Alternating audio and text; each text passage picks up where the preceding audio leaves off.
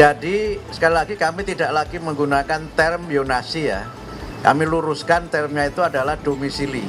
PAUD TK, SD, SMP itu ditangani oleh pemerintah kabupaten kota.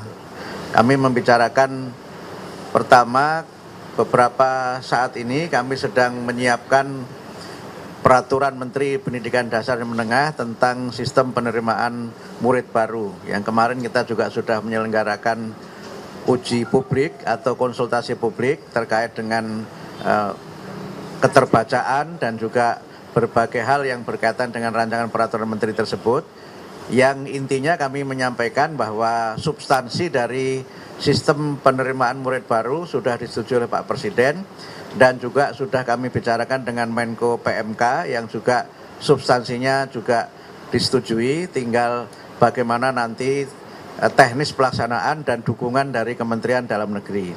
Kami memang menyampaikan kepada Bapak Mendagri bahwa sehubungan dengan sistem yang sekarang sedang kami siapkan peraturannya, ada beberapa yang memerlukan dukungan dari pemerintah daerah, khususnya yang berkaitan dengan alokasi anggaran daerah untuk sekolah-sekolah swasta.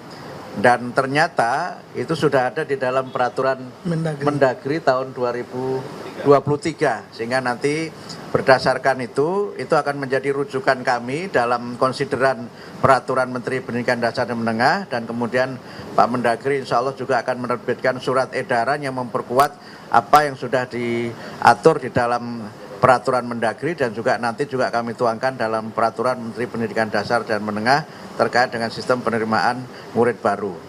Dan yang terakhir tentu saja terkait dengan bagaimana sistem ini bisa diterapkan dengan sebaik-baiknya, tentu kami berterima kasih komitmen dari Bapak Mendagri yang siap memberikan dukungan, terutama berkaitan dengan sosialisasi dan pelaksanaan teknis yang melibatkan para kepala daerah, termasuk di dalamnya Forkopimda di masing-masing kabupaten kota. Rekan-rekan mungkin mengetahui ya, kenapa koordinasi ini sangat penting antara Kementerian Dikdasmen dengan Kemendagri, karena dalam undang-undang itu ada pembagian urusan di mana untuk urusan TK, PAUD TK, SD, SMP itu ditangani oleh pemerintah kabupaten kota. Kemudian yang untuk SMA ditangani oleh provinsi. Kecuali di Papua. Di Papua itu SMA pun itu ditangani oleh kabupaten kota karena memang besar dan jauhnya wilayah ya, luasnya wilayah. Nah, dari Bapak Menteri Dikdasmen tentu membuat kebijakan-kebijakan ya untuk berlaku secara nasional. Tadi termasuk sistem penerimaan murid baru, tapi nanti kan yang banyak melaksanakan itu adalah daerah karena tanggung jawab mereka tadi sesuai undang prinsip otonomi daerah, undang-undang pemerintah daerah nomor 23 tahun 2014 yang direvisi sebelumnya ada banyak. Nah itu oleh karena itu kami Kemendagri mengakomodir dan juga akan memfasilitasi mendukung sepenuhnya kebijakan dari Bapak Menteri kepada agar daerah ini bisa melaksanakan, dan kami juga akan membantu untuk memonitor, mengawasi pelaksanaan kebijakan yang dibuat oleh Bapak Menteri. Perbedaan? Oh ya begini, jadi sekali lagi kami tidak lagi menggunakan term yonasi ya, kami luruskan termnya itu adalah domisili. Nah, ada yang memang berbeda, kalau SD itu masih sama dengan yang sebelumnya, tidak ada perubahan untuk SD. SMP itu yang berubah persentase masing-masing jalurnya. Jadi jalurnya kan ada 4, jalur domisili, jalur prestasi, kemudian jalur afirmasi, dan jalur mutasi.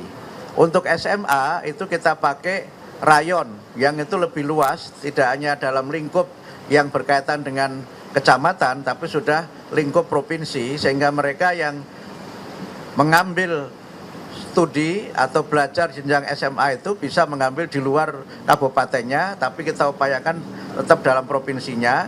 Tapi dalam hal di mana mereka tinggal di provinsi yang bersebelahan dengan provinsi lain, yang secara domisili lebih dekat, maka dimungkinkan mereka juga belajar di provinsi lain yang domisilinya memang lebih dekat. Kira-kira begitu. Itu ya. Terima kasih cukup banyak. Ya? Oh, ada lagi. Terima kasih banyak. Satu lagi, Pak. Ya, terakhir. Silakan. Yang muda-muda ya. Ya, saya Rizky, Pak, dari Tempo. Izin, kan ada rencana dari Kemendikdasmen soal mengalihkan yang tidak lulus kan ke sekolah swasta, Pak, dan dibayarkan oleh Pemda. Dan itu juga beriringan dengan prioritas PIP ke sekolah swasta. Barangkali bisa dielaborasi teknisnya tuh alasan dan lain sebagainya gimana itu, Pak? Nah, kalau itu begini ya. Pertama, mereka yang belajar di swasta pun itu juga anak Indonesia. Ini penting ya, jadi jangan ada pemahaman bahwa mereka yang berada di swasta ini tidak bagian dari anak Indonesia. Dan hak mereka juga dijamin oleh Undang-Undang Sistem Pendidikan Nasional. Nah, problemnya adalah daya tampung sekolah negeri ini terbatas. Karena daya tampung sekolah negeri terbatas, maka mereka tidak diterima di negeri, kita berikan kesempatan untuk belajar di sekolah swasta. Nah, sekolah-sekolah swasta ini itu tentu saja memang sebagian ada yang biayanya lebih tinggi daripada sekolah negeri. Tapi ada juga swasta yang biayanya juga tidak selalu lebih tinggi daripada negeri. Nah, terkait dengan hal ini, mengapa kami berikan ruang untuk itu? Ternyata tadi sudah ada peraturan Mendagri yang menyebutkan bahwa sekolah swasta dapat dibantu oleh pemerintah. Jadi ini bukan kebijakan sama sekali baru ternyata, dan itu sudah tahun 2023. Jadi kalau kami buat kebijakan seperti itu, kami sudah ternyata didahului oleh Pak Mendagri ini kebijakannya. Ternyata beliau lebih top soal ini daripada kami, sehingga apa yang sudah diputuskan oleh Pak Mendagri nanti akan menjadi konsideran dalam kami membuat peraturan Menteri Pendidikan Dasar dan Menengah. Gitu. Nanti kita akan cek dari Permendagri 2003 itu, kami Kemendagri akan melihat daerah-daerah mana saja yang sudah memberikan hibah atau bantuan kepada sekolah swasta. Dan kita juga pasti akan mempertimbangkan kemampuan fiskal mereka. Kalau kemampuan fiskal mereka kuat, sedang, ya sebetulnya bisa memberikan bantuan. Tapi kemudian tidak memberikan bantuan, ya kita akan mengumumkan ke publik juga. Teman-teman nanti media sampaikan, ini daerah-daerah yang sudah memberikan bantuan, ini yang tidak memberikan bantuan. Nanti dalam Zoom meeting berikut nanti kita akan sampaikan pada media juga. Sehingga publik bisa menilai kepada daerahnya perhatiannya seperti apa kepada anak-anak muda, murid-murid ya, bukan hanya yang negeri tapi juga yang swasta.